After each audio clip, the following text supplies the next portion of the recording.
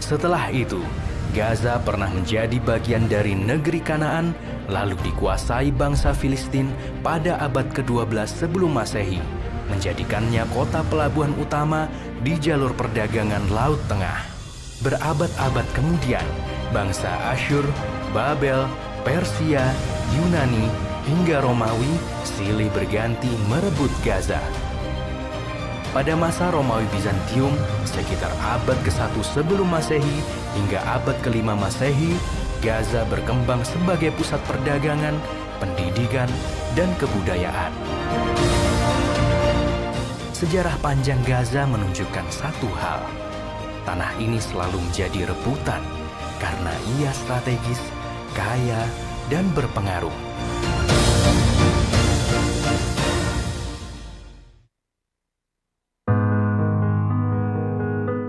Hari ini, Gaza sedang menghadapi ujian paling berat. Sejak Oktober 2023 hingga 2025, lebih dari 60.000 rakyat Gaza telah gugur akibat agresi Zionis Yahudi. Ratusan ribu lainnya luka-luka, rumah sakit runtuh, sekolah hancur, air bersih hilang, listrik padam, dan banyak keluarga kehilangan seluruh anggotanya. Kota yang dulu hidup kini menjadi simbol penderitaan manusia modern. Namun Gaza bukan sekedar tanah penderitaan. Gaza adalah bumi yang menjadi tempat berkumpulnya kebaikan, kebaikan dalam kesabaran menghadapi musibah, kebaikan dalam melawan penindasan dengan keyakinan yang kokoh. Rakyat Gaza telah memberikan teladan bagi umat Islam hari ini. Mereka berdiri meski ketakutan mengepung, mereka beriman meski peluru dan bom menghujani.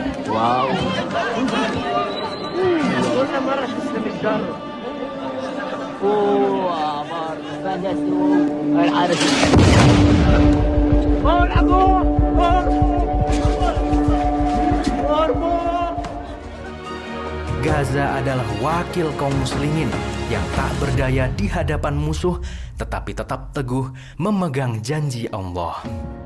Inna nasrullahi qarib. Sesungguhnya pertolongan Allah itu dekat. Gaza tercinta. Gaza yang setiap saat menjerit tanpa uluran tangan saudaranya. Gaza berjuang sendiri. Dalam layar sosial media, ratusan nyawa mewarnai berita dan beranda kita.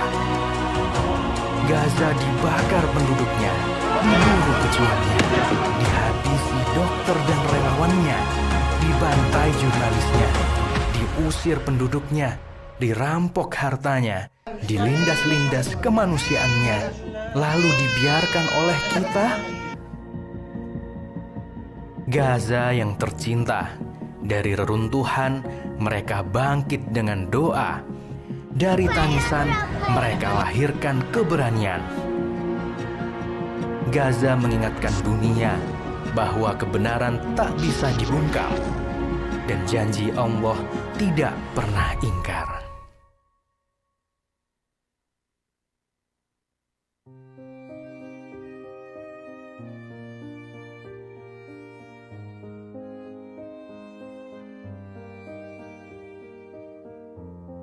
Palestina memanggil.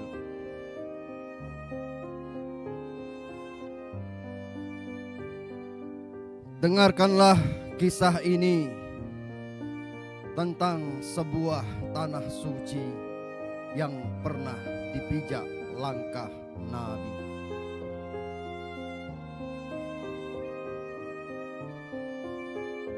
Di bawah panji Bizantium, tanah itu terbungkus muram. Gereja-gereja menjulang, namun jiwa-jiwa lapar dan dahaga. Pajak menjerat petani, tentara menguasai jalanan, pasar berisik dengan tagihan upeti. Sementara rakyat kecil meratap pada langit yang jauh.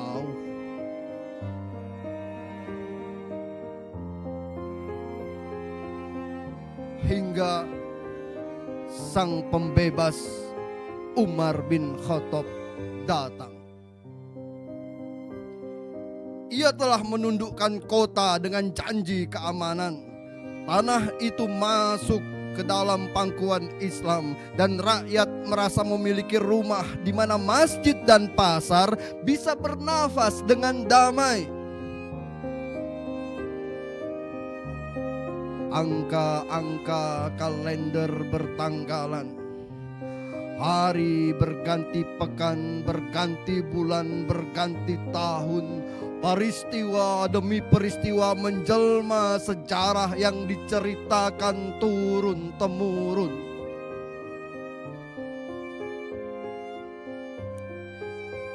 Episode berikutnya di tanah itu adalah episode datangnya para salibis.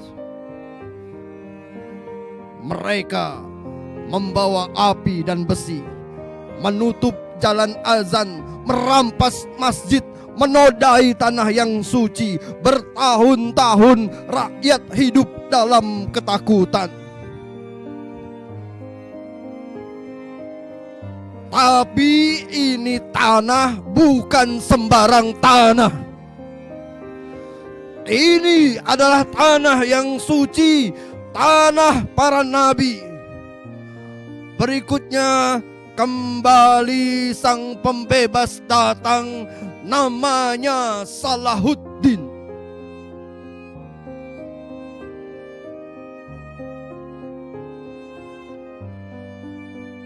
Berabad-abad tanah itu dijaga. Kesejahteraan bukan sekedar dongeng pengantar tidur, tapi nyata adanya. Rahmat menyelimuti dalam waktu yang lama, tapi lagi ujian besar lagi menerpa. Begitu besar, mengguncang, menyakitkan.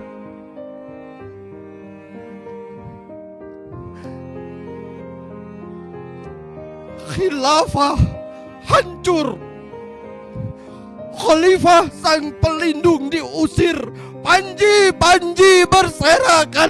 Palestina ditinggal sendirian.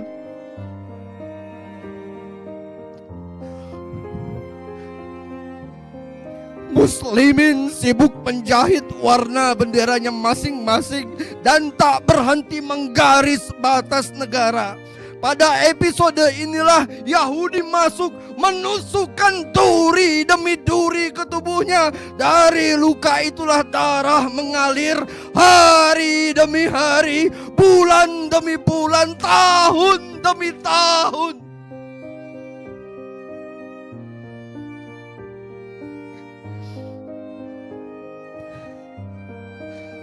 Hari ini di Gaza, bayi-bayi lahir dalam terowongan sempit. Di atas kepala mereka dentuman roket menyala seperti gonggongan anjing neraka. Seorang ibu menggigil bukan karena musim dingin, tapi karena darah anaknya telah kering di pangkuannya.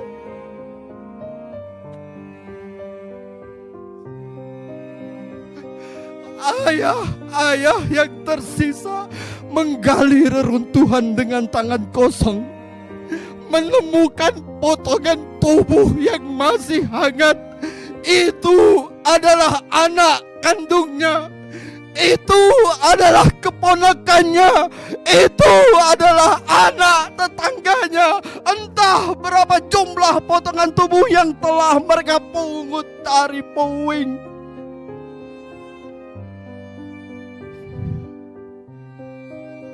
Gaza adalah kota yang setiap pagi bangun dengan reruntuhan di ambang pintu. Anak-anaknya belajar berhitung bukan dari papan tulis, tapi dari jumlah sirene dan dentum bom. Di udara, bau mesiu bercampur dengan bau roti yang tak sempat masak. Orang-orang di sana tahu bahwa setiap hari bisa menjadi hari terakhir. Tapi mereka tetap menyalakan lampu, menyalakan doa, menyalakan harapan, meski listrik hanya hadir sebentar, meski air hanya menetes sebaris. Di Gaza, hidup adalah cara lain menyebut ketabahan, dan derita adalah nama lain dari kesetiaan. Kesetiaan pada tanah, pada rumah yang hanya tinggal bayangan, pada Palestina yang tak pernah mereka tinggalkan. Hari ini orang-orang memperingati hari lahirnya seorang nabi. Di berbagai penjuru bumi ada yang menari, ada yang berzanzi, ada yang terpekur dalam zikir malam yang sunyi, ada yang melantunkan solawat tak henti-henti. Di sekolah-sekolah, di masjid-masjid, di tempat-tempat dengan jumlah muslimin yang begitu banyak, mereka memperingati Maulid Nabi dengan megah, membahas sudahkah kita mencintai Nabi.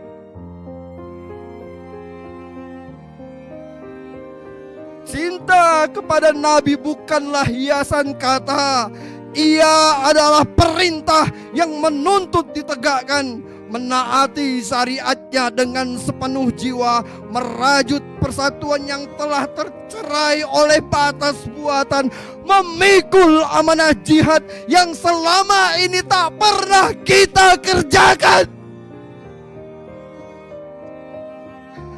Cinta kepada Nabi adalah mengingat bahwa cinta itu hanya sah bila sampai pada pembebasan Masjidil Aqsa,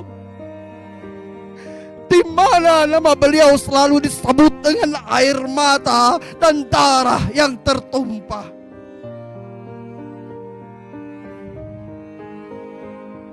Palestina adalah cermin retak di hadapan kita. Setiap pecahannya memantulkan wajah umat yang tercerai. Darah yang mengalir di jalan Gaza bukan milik mereka saja, melainkan darah kita yang sama merah.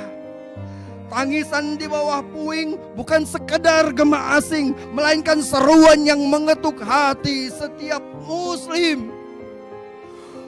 Oh umat Muhammad,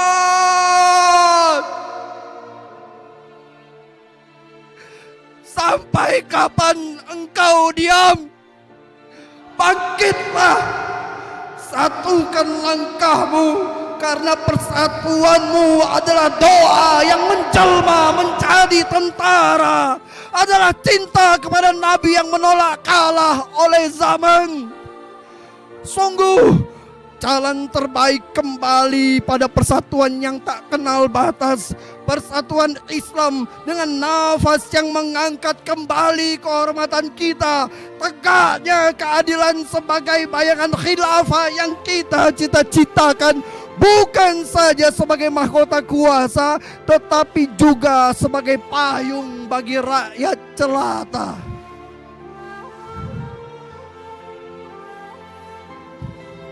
Bangkitlah saudaraku, dari bumi yang merah, dari kota-kota yang sunyi, dari kem-kem pengungsi. Bangkitlah dari sajadah yang basah oleh air mata. Bangkitlah dari tidur panjang, dari mimpi yang patah. Kita telah mendengar seruan itu di masjid-masjid yang berdebu, di jalanan yang berlubang, di setiap darah yang tumpah, di setiap azan yang parau. Palestina memanggil, memanggil, memanggil. Oh kaum muslimin, apakah kita masih betah duduk-duduk di pelataran sejarah sementara anak-anak kecil mendekat batu seperti mendekap ibu mereka yang tak kunjung pulang. Oh, kaum muslimin, di mana tangan-tangan yang dulu mengangkat panji? Di mana dada-dada yang tak pernah gentar oleh pedang? Di mana lidah-lidah yang mengembangkan takbir ke langit terbuka? Bangkitlah, jadilah sungai yang menerjang batu, jadilah bendera yang robek tapi berkibar, jadilah suara yang menembus pagar-pagar baja. Hari ini kita adalah satu tubuh. Jika satu luka, seluruh tubuh pun berdarah. Jika satu menangis, seluruh jiwa pun merintih. Kita bukan sekedar nama dalam paspor yang terbelenggu dengan batas negara. Kita adalah umat yang satu. Kita adalah umat yang satu yang menuju satu tujuan. Bangkitlah saudaraku. Jangan tunggu bulan membelah malam. Jangan tunggu hujan mencuci luka. Jangan tunggu karena bumi telah bersaksi. Langit telah bersumpah. Darah telah mengalirkan pesan. Palestina memanggil. Allahu Akbar.